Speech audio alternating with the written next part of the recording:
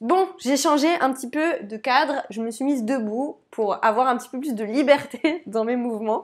On va voir ce que ça donne. Aujourd'hui, bad karma. Petit disclaimer avant de commencer, c'est un sujet qui va amener des notions qui peuvent paraître un peu perchées pour certains.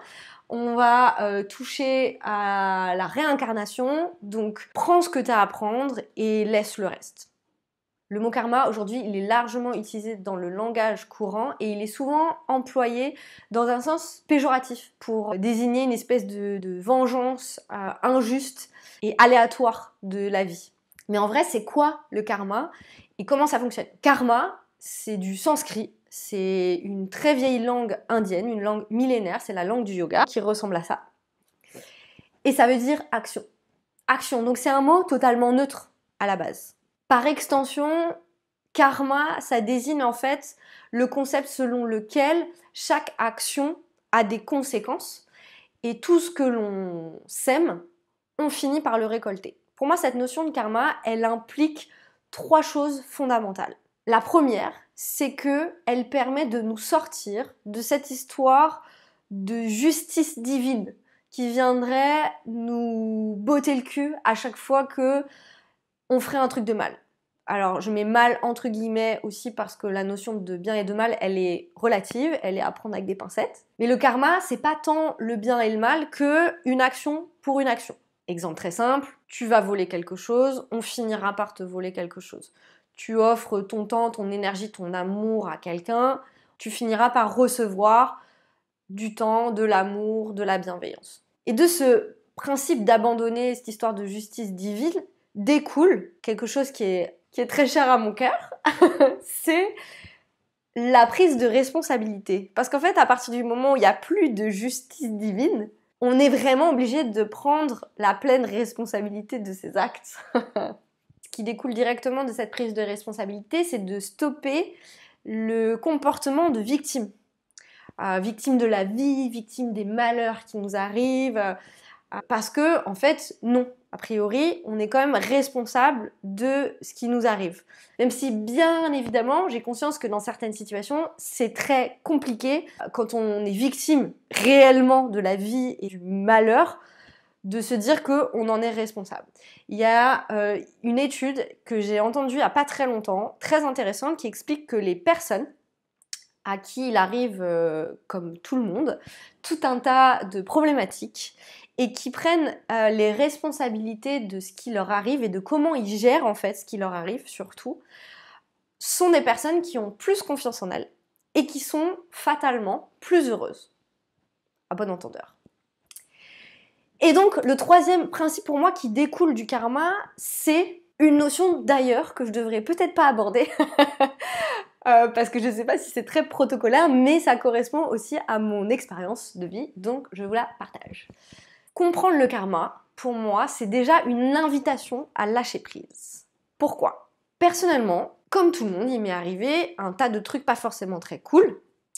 Et en fait, d'avoir pris en compte cette notion de karma, ça a apaisé une partie de ma colère, une partie de mon envie de vengeance, même une totale envie de vengeance, parce que j'ai compris que tôt ou tard, les personnes devront en assumer les conséquences, en fait, même sans en avoir conscience. Donc en fait, ça te laisse une espèce de partie, ok, j'ai pas forcément envie d'avoir à gérer ça, à contrôler ça, à vouloir absolument me venger parce que ça te prend énormément d'énergie et puis l'idée c'est pas d'alimenter le truc négatif.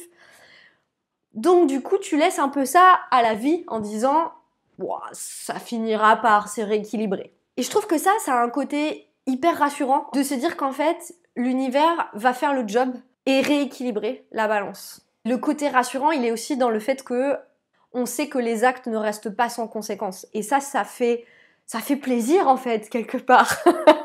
Mais pour moi, dans cette histoire de karma, il y a un tout petit problème. C'est le temps. Et c'est là que ça va devenir peut-être un peu perché, c'est-à-dire que le principe du temps, il est infini.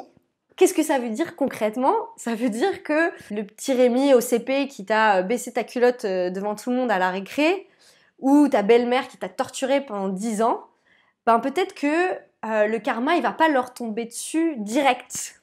tu vois. Peut-être que ça peut prendre 1 an, 10 ans, 30 ans ou plusieurs vies. Voilà. Et c'est là que ça peut devenir un petit peu délicat à concevoir. Et puis, ça va te chercher sur ta patience aussi, parce que t'as pas forcément envie. Si tu dis, bah oui, ok, Rémi, il va payer pour avoir blessé ma culotte au CP. Ce n'est pas mon histoire, je ne connaissais pas de Rémi quand j'étais petite et personne ne m'a baissé ma culotte, j'ai cette chance. Il va payer, mais quand? Tu vois? Donc, le karma, il dépasse notre simple incarnation actuelle. Ce qui a aussi pour conséquence de dire, ok, peut-être qu'aujourd'hui, je suis en train de morfler pour des trucs que j'ai faits dans d'autres vies. Donc, si tu suis toujours, ça veut dire que tous nos actes, bien sûr, ont des conséquences, mais que ces conséquences, elles peuvent prendre du temps. Et ce qui peut expliquer aussi pourquoi aujourd'hui, tu peux être une personne adorable et qu'en fait, tout le monde essaye de te la mettre à l'envers. Et que tu comprends pas forcément pourquoi. Ce sentiment d'injustice qu'on peut avoir envers la vie qui nous met des droites dans tous les sens, elle peut un petit peu être expliquée par cette notion de karma. Mais je reconnais que les beaux discours sur la patience, la persévérance, rester dans la bienveillance parce que t'inquiète, l'univers va faire son job, ça va 5 minutes. Mais s'il faut attendre effectivement plusieurs vies pour que l'équilibre se fasse, ben non, tu vois, on n'est pas tous d'accord avec cette idée-là. Donc, dans ce cas-là, on fait quoi? Déjà, il faut comprendre que le karma, c'est un principe de l'univers parmi plein d'autres. Et qu'il y a un tas de notions qui peuvent rentrer en compte aussi dans tout ce qui nous arrive.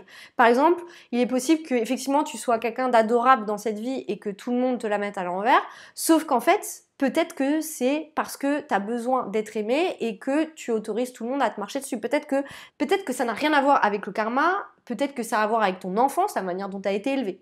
Et oui, c'est vrai que le karma, il peut mettre littéralement 1000 ans à se manifester, mais de manière générale, on voit bien que les fruits de nos actions peuvent se récolter assez vite, finalement, dans cette vie et de manière très concrète. Par exemple, on voit bien que une relation qui a pu être conflictuelle pendant des années, si on fait une demande de pardon, a priori, il y a de grandes chances pour qu'on récolte des manifestations positives et de manière rapide. On n'est pas obligé d'attendre la vie d'après. Donc, qu'est-ce qu'on fait quand on n'est pas forcément à l'aise avec cette idée de réincarnation, de temps infini, etc. Je pense que le karma, il amène une chose fondamentale, c'est la notion de responsabilité, la responsabilité de nos actes et la responsabilité de nos décisions face à ce qui nous arrive, de la manière dont on gère ce qui nous arrive. Exemple très concret, j'ai acheté un camion aménagé il y a un moment et j'ai eu beaucoup de problèmes tout de suite après l'avoir acheté. Des problèmes assez graves qui m'ont coûté beaucoup d'argent. Sur tous les choix qui m'étaient offerts, j'ai pris la pire décision. Donc je me suis enfermée dans un espèce de statut de victime en disant que oui, c'était injuste ce qui m'arrivait et c'est vrai que ce qui m'arrivait c'était injuste, mais toutes les conséquences qui ont découlé de ma toute première décision, c'est-à-dire que j'avais le choix de rendre le camion à l'ancien propriétaire et de récupérer mon argent. J'avais le choix de le faire réparer de manière officielle, dans un garage officiel, mais ça me coûtait beaucoup d'argent, ça me faisait perdre beaucoup de temps et j'ai voulu aller au plus vite et au moins cher. Résultat, j'ai perdu énormément de temps et j'ai dépensé beaucoup plus d'argent. Donc en fait, bien sûr que j'ai été victime de quelque chose à la base, mais mes décisions après, c'est à moi de les assumer parce que tout ce qui m'est arrivé, c'est un monceau de problèmes par la suite, n'est que la conséquence de mes propres décisions. Donc, pour conclure, est-ce qu'il y a un bad karma? Non, il y a juste du karma, une action pour une action. Merci d'avoir regardé cette vidéo sous un nouveau format, debout. Mettez un petit pouce si ça vous a plu, n'hésitez pas à la partager et surtout à vous abonner. J'offre toujours la première consultation en visio ou ici au Pays Basque, donc n'hésitez pas à prendre rendez-vous dans la description. À bientôt.